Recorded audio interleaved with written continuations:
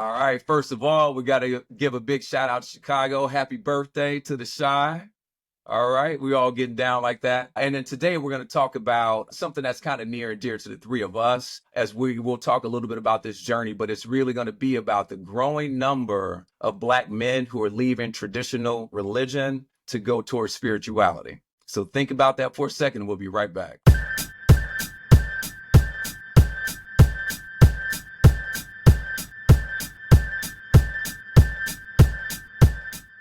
Welcome one and all to another edition of the 4050 Social Club. We're a virtual forum that focuses on Black men and on helpful and healthy ways for us to transition successfully from our 40s into our 50s and beyond.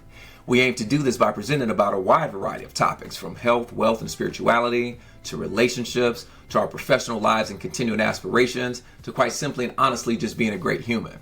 As I've shared on several occasions, I wish there had been platforms like 4050 around when I was approaching and beginning to evolve into and through this particular life period. So we hope that you'll engage with us on this podcast as we add to the growing movement to support and to honor Black men. Jamin, our eagle-eyed visionary, Quest, our resident helper, and myself, CJ the Seeker, are excited to be here with you today for another injection of the 4050 Social Club. Let's get it. All right, here we go. We teed that up just a little bit before the intro, so now we're just going to dive right into this and see where it goes.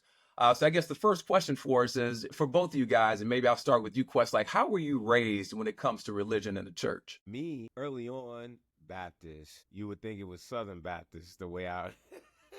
the way it was Baptist to me. So I was raised in a Christian Baptist background where we was going to church in the morning and Sunday all day church. Bible study, all day affair. You know, I was singing in the choir. I was on the usher board. I was doing just about everything in the church, playing instruments in the church. I played the bass in the church a little bit. Wow. You know, I was in the church. I was in the church from knee high. That's all I knew was the church. My life was modeled around the Baptist church, around Christianity, around just those layers of things.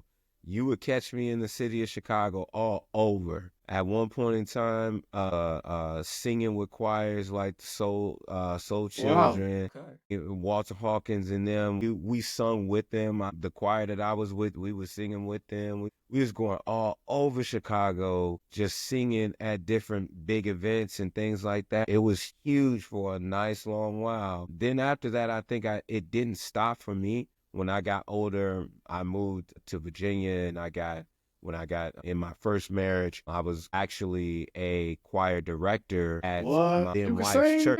I got a little bit on me. I got a little bit on me. So I'm a choir director at that point, my wife's father's church. And we had one of the hottest gospel groups in Virginia at that point in time. So when we talk about, just like, being in church, it was that. And I was in the usher organization. My ex-wives both were from that usher organization. So it's like it was my life. Yeah.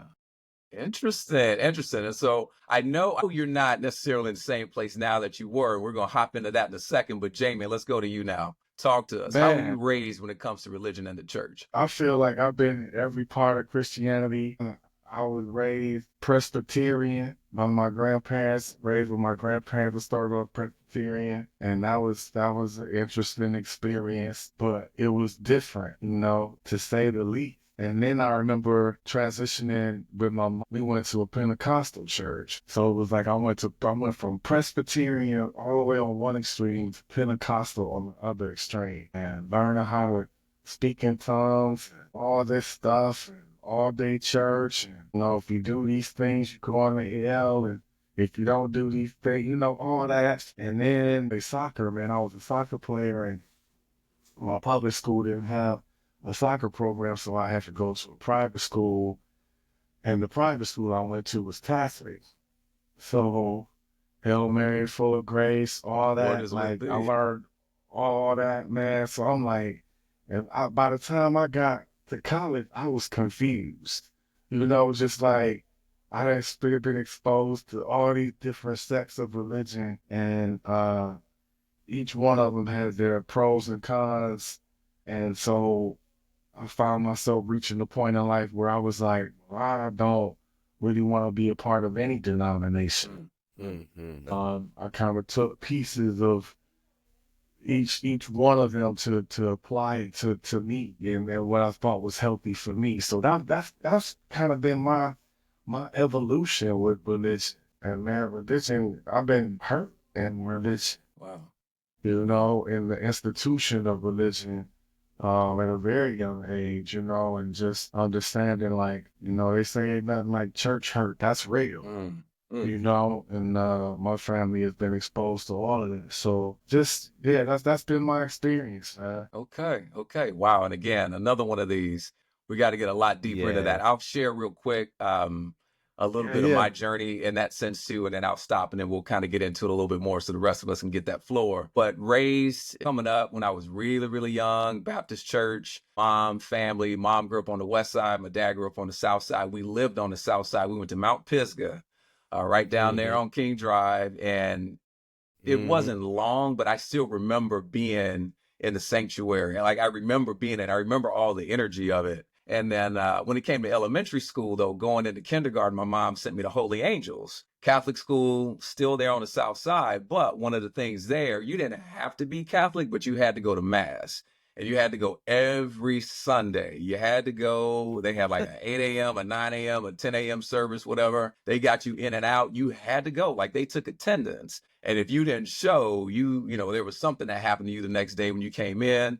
And it was one of those where, like, if you didn't make the Sunday morning service, you could go Sunday evening. And then you had what do they call the little pamphlets, the epistles, and you could take that, and then the priest would sign it, and you could bring that in and show the teacher on Monday that even though you didn't go to Sunday morning service, you went Sunday evening, like all of that. That was only a half hour, so we like kind of doing that one if we could. But just kind of being in there, you learn from kindergarten all the way through eighth grade. It was nothing but like Catholic school all the time. And then went to and wound up getting baptized like seventh or eighth grade, maybe. It took a while, right? Because we had been a Baptist family. I don't think my mom ever converted. We stopped going to Baptist church. We were going to Catholic church. So anyway, went through that. Got into this program coming out of eighth grade called Link, where they would literally link poor black kids up with a sponsor who would pay your way or part of the way for you to go to one of the parochial schools there in the city because the public schools just weren't quite, up to the same level. So in order to be in that, I was going from one parochial school into a parochial high school. So I had another 4 years of getting that same kind of, I'll call it indoctrination, but it was that. And I believed in it. Like to me, growing up at one point,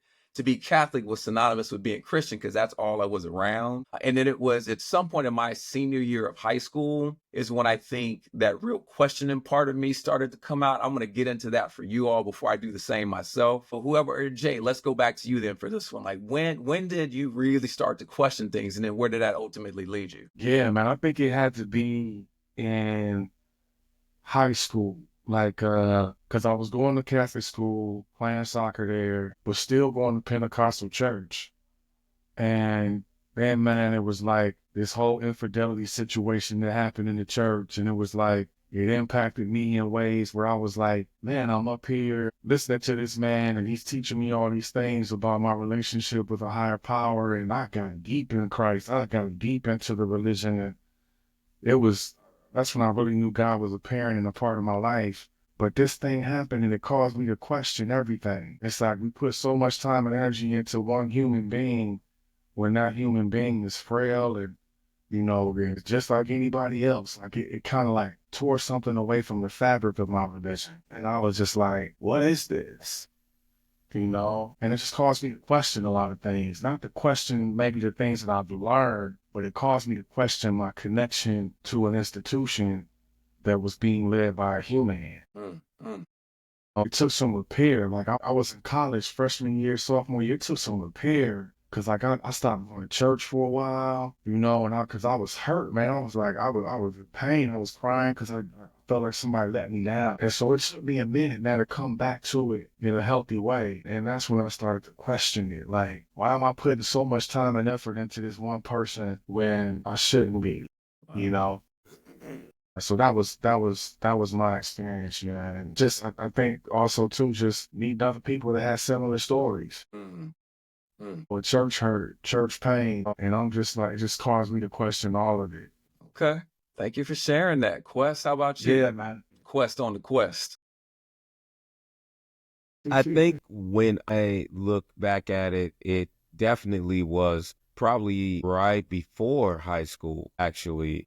I started really, really getting into a lot of philosophical things. And in that, I was really, even at that point in time where the name Quest even came from, was a search for knowledge on the journey of wisdom. It was given to me by my best friend, Clarence. So, I think when I look at it, I feel like I was questioning things at that point because I felt like I didn't understand why it was so hard to kind of be some of these things that were, said, that I should be. And some of the ways in which I needed to act and some of the reasons behind we did this. And I feel like that's what I wanted to understand. I wanted to understand why, not just why, but, what was really the reason why everyone needed to act like this? Why didn't everyone get a chance to go to heaven? Why is there other religions and why isn't everybody just with one religion? Like everything started kind of coming,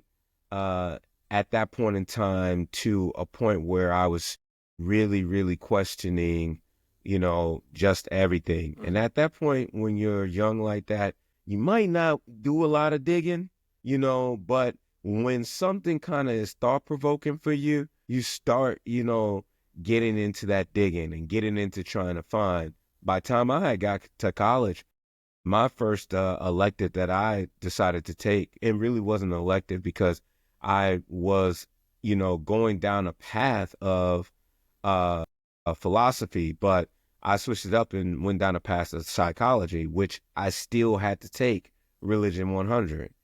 And when I got into my Religion 100 course, it wasn't until then that it broadened my mind, not just of the different religions, but the religious teacher that I had at that point in time was a man in which I understood shifted he shifted the framework of how he taught so you would be able to see religion as a man-made construct. Interesting. Right? And then you yourself would be able to, if you want to believe in a religion at this point in time, take your pick. Wow.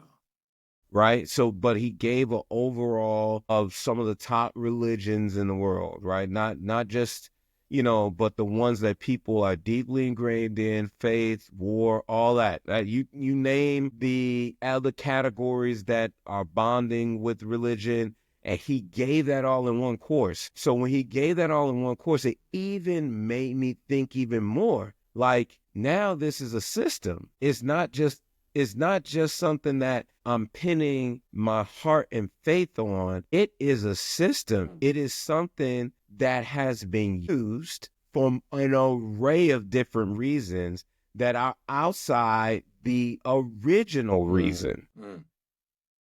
And when that started coming along too, it's like, wait a minute, I need to research this too. So, and I'm sure we can get into all of that. Yeah. How for us, we probably as Black people coming from Africa never heard of a Christianity ever, because there are so many ancient African religions that I'm pretty sure we were more embodying, but we come over here and because we can't speak anything, the first thing they give us is Christ.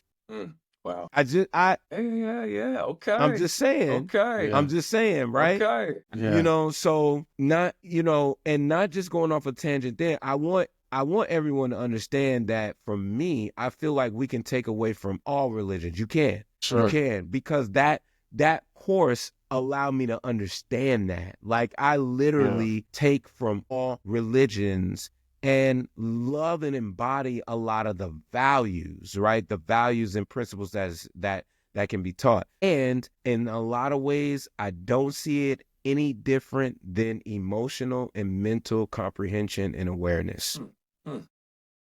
I don't see it too much different. And the reason why I say it like that is because if you understand the rules around how life is shaped from the aspect of somebody who is not religious, then you can understand the construct of someone who has faith-based rules and how they live inside of now this ultimate construct that looks like everything else outside of it is evil.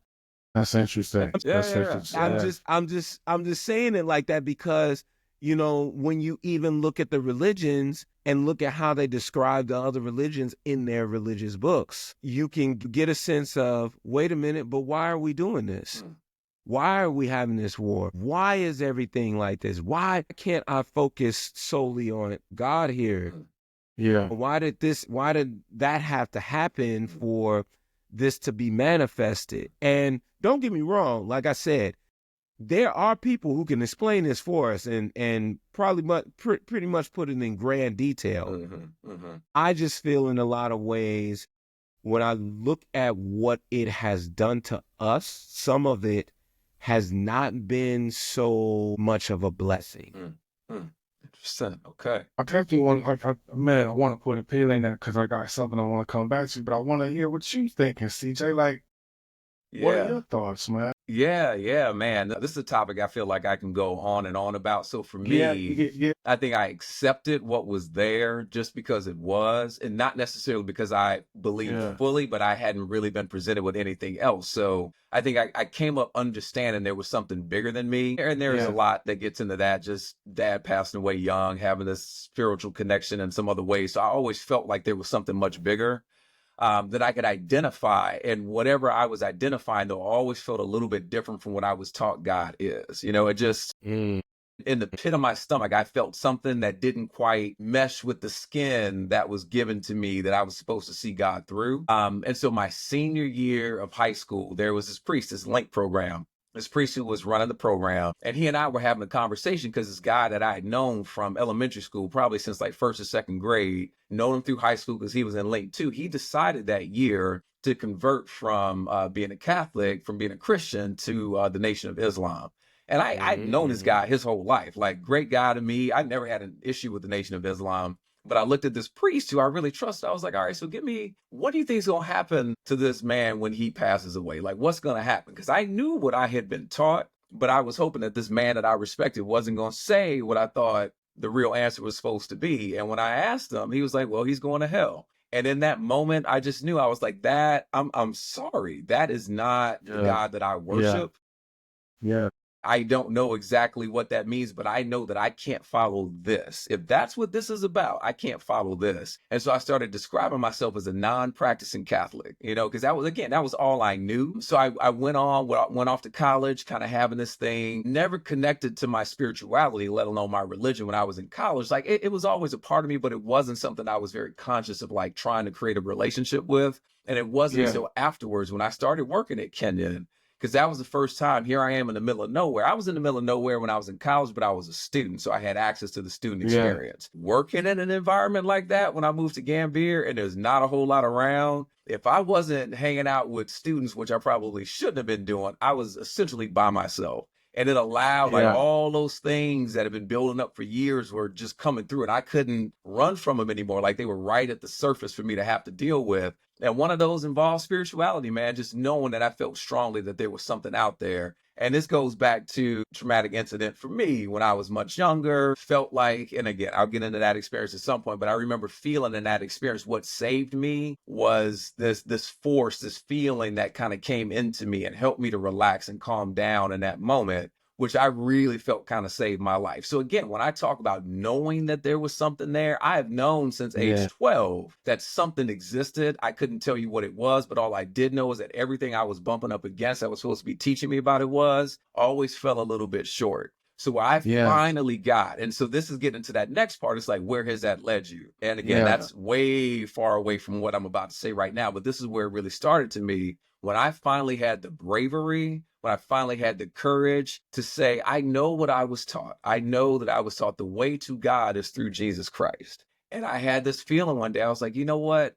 Yeah, it doesn't feel quite right, because Jesus' last name is not Christ. Jesus, the supreme figure that we have seen, probably the greatest of all the prophets that's come through, at least by my knowledge, his last name wasn't Christ. Christ was the mindset. Christ was this state of being that he was able to achieve. And so to me, to say the way to God is through Christ is like the way to God is through connection to this force, not through this person, not through a human. It's through this direct kind of established relationship between me and the force that I choose to call God. And I remember when I first started sharing that with some people, I was branded a heretic. It's like, I can't hang around with you. You about to get stricken down. I'm like, I get it though. Like if that's the way it's going to be, that's the way it's going to be, because I know what I feel. And it's just, it's kind of moved from there, man. But I remember feeling that way. Like, I don't think Jesus was telling us to get up and don the robe in the same order that he puts it on, and this moccasin before that one. Like, that's not what Jesus was trying to say. What Jesus to me was really trying to say was like, open yourself to this force, like open yourself to what created us. And if you can really allow that to flow through, like that's salvation right there. Like that's how you really get to be in this form, everything that you're capable of being. So the cool thing about it to me is I don't think I'm on an island here. Like I don't feel like what it is that I see is something that doesn't exist for anybody else. You know, so there's nothing special about me. The only thing that's special, if there is having had an experience when I was a kid that was so traumatic that it put me face to face with something that was greater than myself, you know? And once you know it, you can't unsee it. And so life has just kind of brought me into this space where I'm finally in my early to mid 20s. I got courageous enough to say, like, I can't describe myself as spiritual anymore. I don't even know that I can sound a Christian, but I believe in something much bigger that I know I have a direct connection to, but I also believe everybody else does. And you hit something when you said you believe in something much bigger. I think for me, it's interesting what you said. But we like to come back to some of this stuff because we've been poking at some things that I think can go to a broader conversation. But I think as I started to transition into my face and started to recognize the importance of like meditation and things like that, the things that I was reading, this whole element of the universe coming into play. And it caused me to start thinking about, well, there's God, there's Jesus, and then there's this universe piece too that, man, I feel like believing in either one of them will get you to wherever you need to be. You know, like I don't think one supersedes the other, but I think they're all working collectively together to create one spirituality. Like I feel like when you transition, like the church is giving you maybe some of the godly constructs, the religious constructs, but then when you apply the universal piece that the universe brings, that to me brings like this holistic spirituality. Like it's not just about, you know, but it's also about how I carry myself and how I respect other people and how I speak to myself and how I speak to other people and how I respect everything that's happening in my life. Like I feel like that's a holistic spirituality that I now have received, and I find myself tapping into both of them every day. I'm speaking to the universe as much as I'm speaking to my God. You know, like I feel like they're in this partnership in my life, you know? And that's how things have transitioned for me. Wow. Okay. Yeah. Wes, I saw that head shaking a lot of times when he was talking. You got something to share? Yeah. I think you know, to just give a small quote here, and shout out to Frank Ocean, but he said, you know, human beings in the crowd. What's a God to a king? What's a king to a God? No, he said human beings in the crowd. Damn, I got to get the quote right. Anyway, that's my fault. I don't have the quote right. But what he was essentially trying to say is, if you're going up this ladder of who is more prominent, right? When you get to a non-believer, what is that to God, right? If I don't believe in your God, then everything that you're saying to me doesn't really matter. So if you feel like that's type of superiority is, you know, what you feel is needed to go on in life, so be it if that's your practice. But clearly it doesn't resolve life, right? It's not as much of a factor for everyone as it is for you. Right. Yeah. It just isn't. Yeah. Right. So I guess when I say that, I say it with no disrespect, but again, I come back to a situation where I think when someone tells me this is the greatest book ever created, any of them, the Quran, the Bible.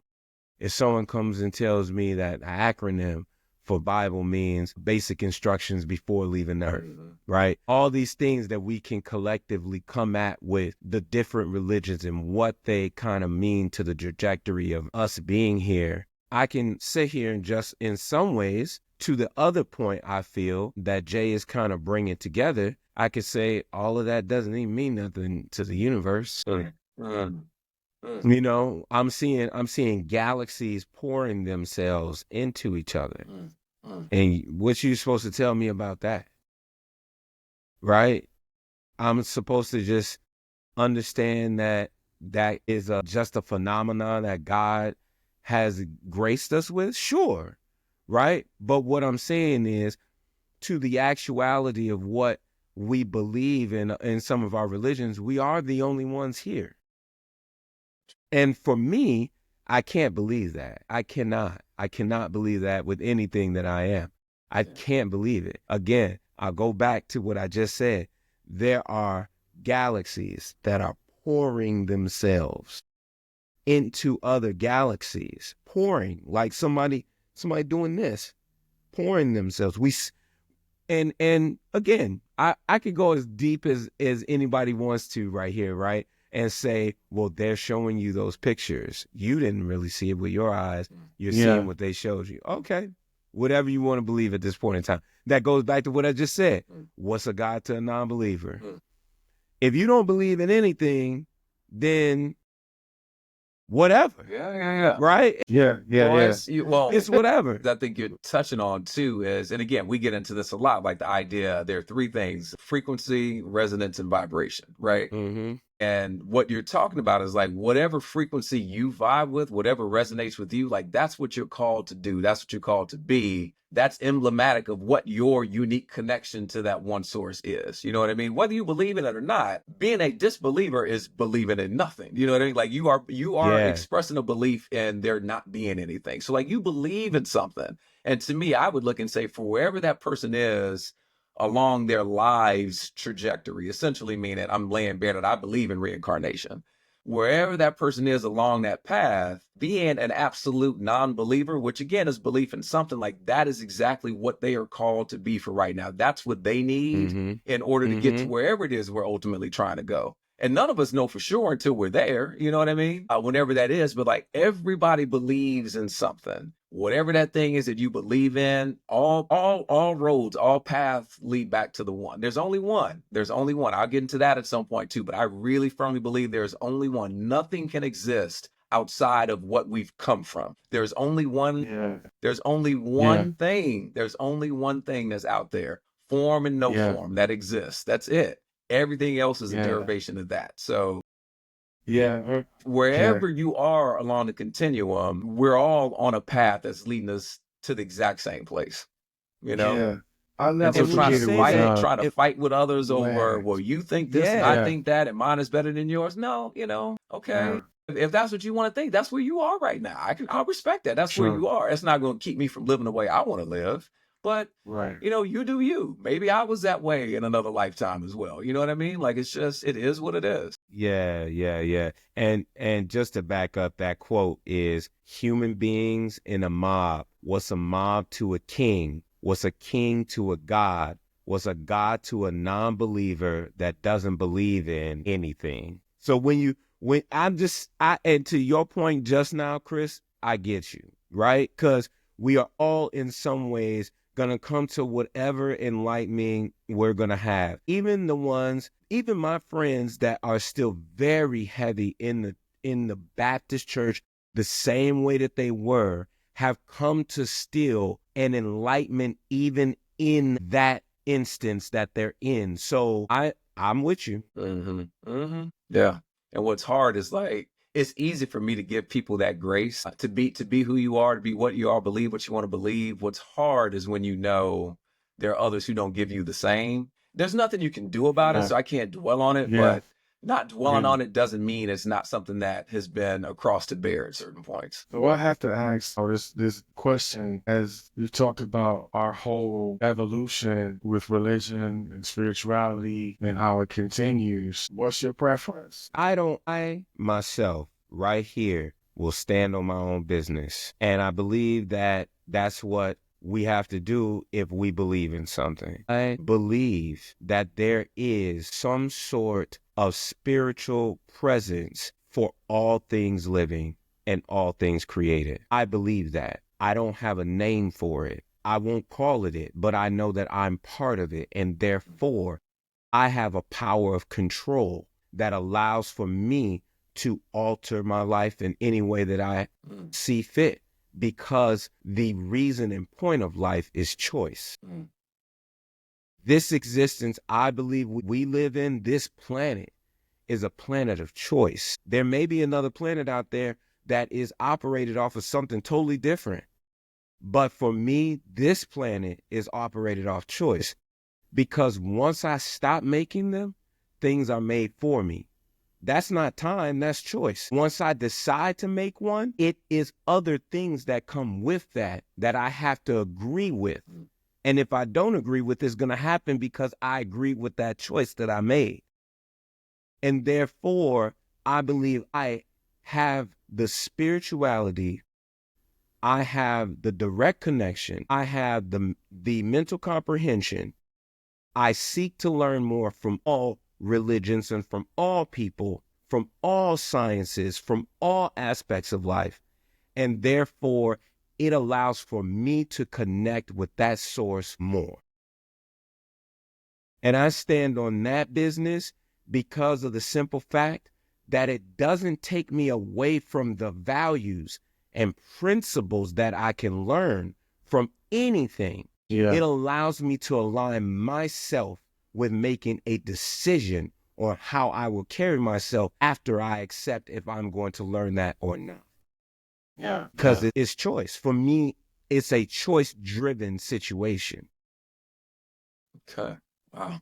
Okay. What about you, CJ? It's similar in a certain sense in that it's hard for me to put a label on what it is. Like, to me, it is. Like, that's what it comes out. There's only one. Yep. And it is. I get it. And to go anywhere beyond that, to put some skin on it, to put some form on it, to me is like naturally delimiting this thing that I do believe in. If I am forced to put it into words, again, it's a force that I choose for conversation to call God. Like it's the one, it's source energy. It's the thing that from which all springs. Whatever that is, I believe in that. Yes, I got you. And again, whatever you want to call it, like you can call it a religion if you want. If it was, and you tried to put a name to it, maybe you call it oneness. Like I don't know what that would be. To call it spirituality is probably closest, but that's also a term that's become so trite. Like people use it so much that I think it loses a little bit of its efficacy. You know what I mean? It's like it's when you hear the word spirituality, it's almost like somebody's like, oh, I'm going to go do yoga. And you're like, yeah, that's not the kind of yoga that was originally intended. This is the westernized version of yoga. You know what I mean? Like spirituality kind of feels co-opted in that same sense to me.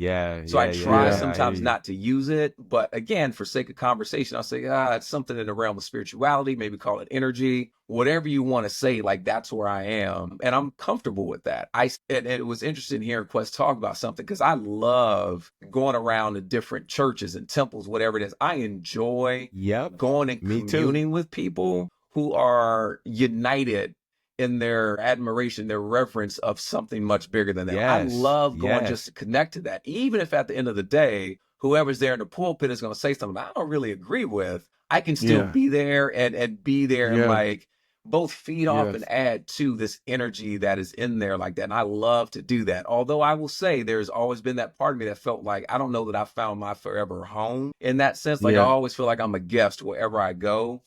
At a place of worship. And again, I'm okay with that though, because at the end of the day, if I'm putting as much attention and energy as I possibly can into that relationship with that force, everything else in life kind of takes care of itself like that. So it's a weird thing. I'll put it to the test over the course of my life. I've tried to do it differently. Like my wife approaches life in a much more aggressive kind of way. Like she will go for the things she wants. For me, things tend to come. And I tried. I was like, okay, maybe if I did it that way, I might be able to experience something different. And I did experience something different. And what I experienced is something that just wasn't me. So like I couldn't ask her to do it my way, her asking me to do it her way. That's not going to work. It's about finding your way. So like sampling all those different things. I know that I am called in this religious, spiritual energy kind of way. For me to have sampled as many things as I have, has been a way of bringing me to a point or I can pursue whatever this thing is that calls me. I don't need to put a name on it to know that it is. Yeah, that's what's up. I Jay, what respect that. about you? Yeah. What about Man, you?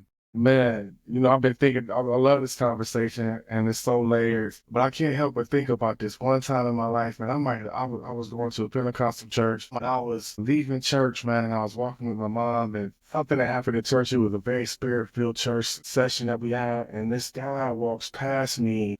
I could still see him vividly. He walks past me and he's like, "Follow God." And like, just like that, he's flowing. Mm, mm. And like, never saw him again, or maybe I saw glimpses of him, But to this day, I'll never forget that. And I think my life has never forgot that moment. Mm.